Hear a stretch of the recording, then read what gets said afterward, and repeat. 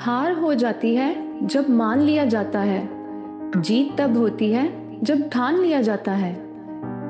एक बार की बात है, एक गांव में एक बहुत पुरानी गुफा थी। यह गुफा बहुत बड़ी थी। उस गांव का हर इंसान इस गुफा में जाने से डरता था, क्योंकि आज तक कोई भी इंसान इस गुफा के अंदर गया तो वो कभी लौटकर नहीं आया था। कोई कहता था कि उस गुफा में भूत रहते हैं। कोई कहता था कि उस गुफा में आत्माओं का साया है। कोई कहता कि गुफा में बहुत बड़ा राक्षस रहता है जो कि इंसानों को खा जाता है।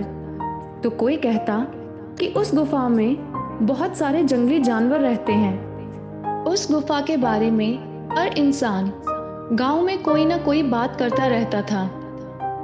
एक बार उस गांव में एक लड़का आता है। गांव में आने से उसे भी पता चलता है कि गांव में एक बहुत ही बड़ी और पुरानी गुफा है, जिसमें कोई भी इंसान गया और कभी लौटकर वापस नहीं आया। लड़का थोड़ा जिद्दी था। उसने उस डरावनी गुफा में जाने का फैसला किया कि वह यह जानना चाहता था कि आखिर उस गुफा में ऐसा है क्या कि जो भी एक बार उस गुफा में जाता है और कभी वापस लौटकर नहीं आता। सारे गांव वाले उसे रोकने लगे कि उस गुफा में मत जाओ, वह बहुत भयानक गुफा है। लोग उस गुफा की बात करने से भी डरते हैं और तुम उस गुफा में जाने की बात कर रहे हो।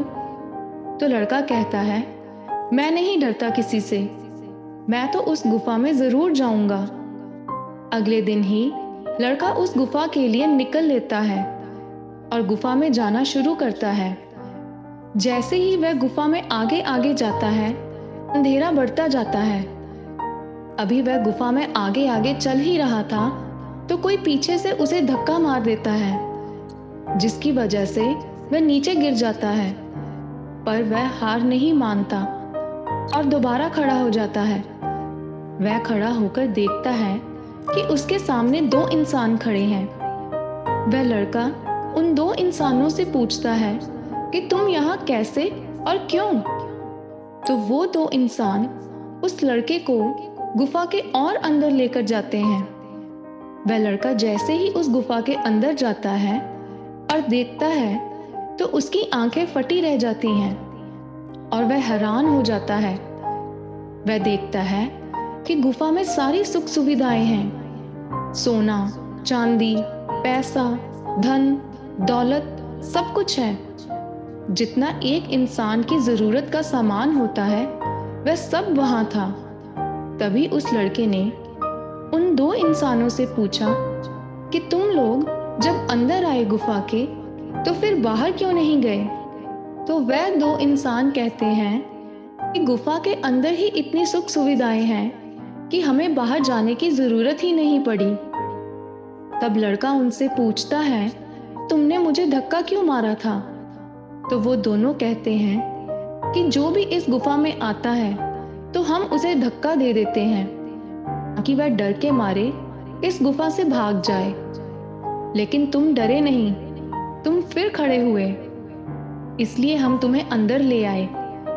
तो लड़का सोचता है, सच में यह दुनिया बहुत डरपोक है।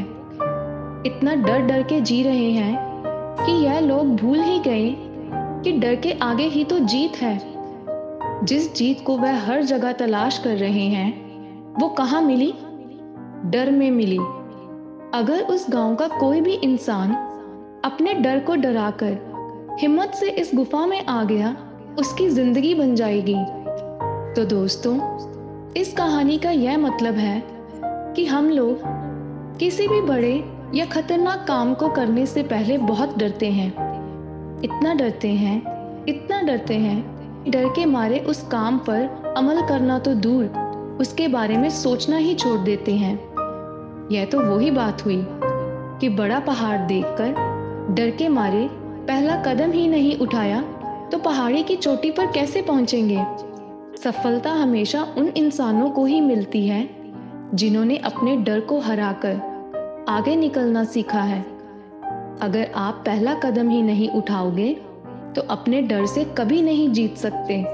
और यह बात बिल्कुल सही है कि जिस काम को करने से डर लगता है वही काम ज़रूर करो, क्योंकि इसी तरह आप अपने डर के आगे जीत पा सकोगे। और अगर डरना ही है तो उस परमात्मा से डरो जो हर वक्त हमें सही गलत काम करते हुए देख रहा है। डरना है तो अपने किए गलत कर्मों से डरो, क्योंकि अगर आपने परमात्मा से डरना सीख लिया तो आप कभी भी गलत काम नहीं कर सकोगे और वह परमात्मा खुद आपको आपकी सफलता तक पहुंचाने में मदद करेगा। हार हो जाती है जब मान लिया जाता है, जीत तब होती है जब ठान लिया जाता है। उम्मीद करती हूँ कि आज की कहानी से आप भी अपने अंदर के डर को हराकर अपना पहला कदम अपनी सफलता की तरफ बढ़ाएंगे। अगर कहानी अच्छी लगी हो तो चैनल को सब्सक्राइब और वीडियो को लाइक और शेयर ज़रूर करें।